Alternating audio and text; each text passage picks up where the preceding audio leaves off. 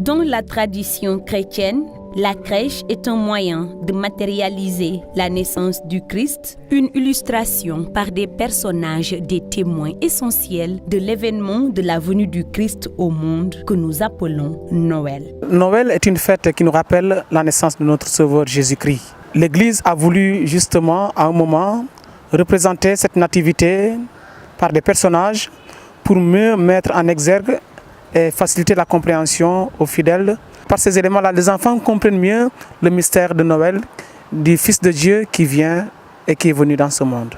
À la crèche, tout naturellement, nous avons les parents de Jésus, son père adoptif qui est Joseph, et sa maman, la Vierge Marie, et l'enfant Jésus lui-même, qui sont les personnages essentiels.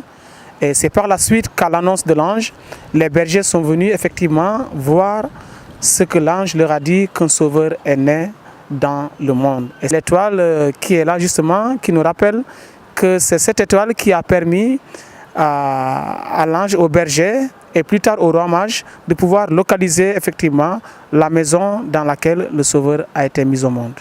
Pour l'Église catholique, la crèche est l'expression de la condition humaine du Christ, qui s'est fait le plus pauvre en venant au monde au milieu d'une bergerie, emmailloté et couché dans une mangeoire.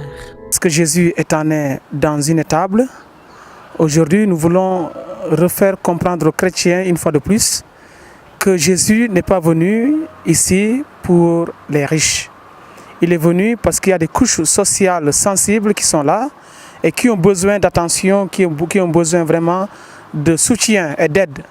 Et donc en mettant Jésus sauveur dans cette représentation, cela nous aide et aide les chrétiens à mieux comprendre ce qu'ils entendent de l'évangile par rapport à la naissance du Christ.